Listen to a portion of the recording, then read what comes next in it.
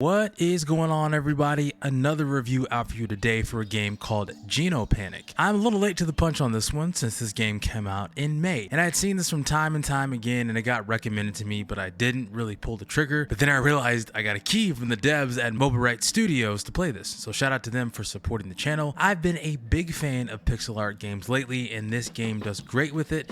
This isn't the most complex or long game, but there is value to be had here, at least in some of the things I'm going to talk about. But hope you enjoy this belated review. Let's get into it. Genopanic is a pixel art Metroidvania-inspired adventure platformer. Explore corridors of the space station teeming with secrets and dangers, and engage in boss fights, solve puzzles, and uncover hidden mysteries in the dark atmosphere of a sci-fi research complex. Discover the truth with each step. This game is marketed as a cute and scary platformer, and while there is some cuteness to be had here, it's hardly very scary. You play as a robot tasked with uncovering the secrets of an experiment gone wrong in a facility.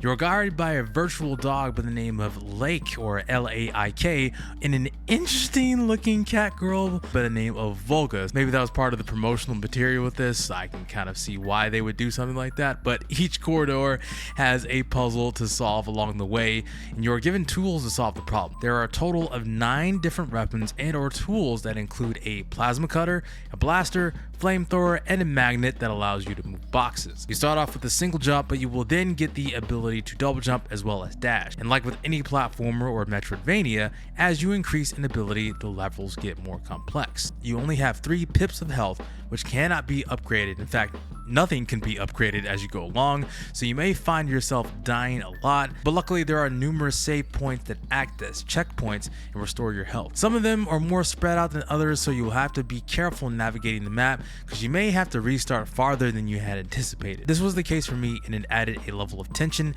I felt to get through each section to that next breath of fresh air. Genopanic's greatest strengths are its pixel art, platforming, and atmosphere. I'll start with the pixel art. The pixel art looks great in most areas, and it is fun to see some of the effects pop off when you use your weapons or blast off an enemy. I cannot draw to save my life, but I can tell that the devs took an impressive amount of time creating this, and they deserve a lot of praise for it. The platforming almost reminds me of an old school game from the 90s. Maybe not as challenging, but it does require you to pay attention to your surroundings. You will often have to find hidden paths in the floors or ceiling at times to get past the obstacles like lasers, electricity, and lava. Enemies serve as those obstacles well, but I found that the traps were a lot harder than any standard run. A good mix of weapon switching, jumping, and dashing will give you success, though you may not get it the first time. And save points are abundant. You may even want to die the first time to see what this section of the map has to offer. Sometimes death is a good teacher. The atmosphere reminded me a little bit of the Mobius machine. I mean, the main character has this spaceman look, so maybe they compared notes or something like that, but the vibe is very similar as well. There's a feeling of loneliness as you go throughout the level. You will collect various logs that will flesh out the main story, as well as some side logs that are mixed in with a bit of humor. While these 3 elements make Genopanic shine, there are a few things that I had issues with. Genopanic says that it's Metroidvania inspired, but it did not feel that Metroidvania aspect. Sure, there is a degree of ability gating, but there's barely any backtracking, and it felt like I was being led on rails. More on that in a second. The combat is far too easy as well. There are a couple of boss fights, but I would hardly call them fights. It essentially comes down to figuring out the boss's patterns and spamming the same attack until it dies. In games like this, bosses should feel like a final exam of what you have been doing up to a certain point, and I just didn't feel that. And it's very apparent with the final boss that was a complete cakewalk. This was a weird bug, or maybe it's just part of the game in general, but I didn't realize that there were cutscenes that played out during the pause menu.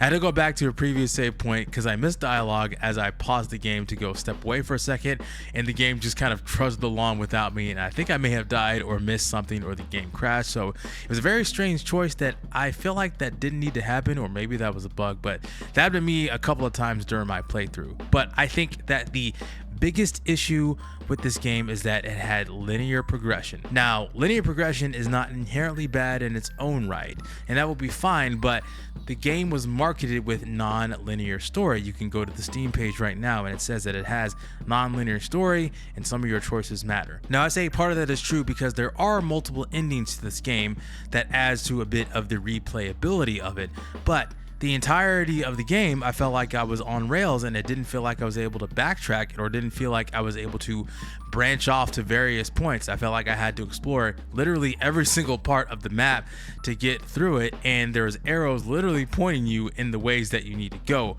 So the fact that this game has non-linear progression kind of confused me at points, and I really only felt that at the end. I'm not going to really spoil how you get to these multiple endings, because even though this game came out in May, I would like you to experience this for yourself, and I don't really want to taint your perception of this game. But just know that I was kind of frustrated by how it played out. It's more apparent towards the ending. There's not even a level select in with completing the game. So if you want to go back to these multiple endings, you have to start completely over with the game. There are 3 save slots that you have, so you may want to rotate saves, but if you're someone that doesn't rotate saves like me, you're gonna have to go back to the very beginning of the game to get that multiple ending. It's a little bit frustrating to know that I had to go all the way back to the beginning of the game to even get to that branching path. But even with that frustration, there's still fun to be had here. I would still recommend this game, even though some of the marketing of this game was a little bit confusing and somewhat frustrating, especially at the end of the game.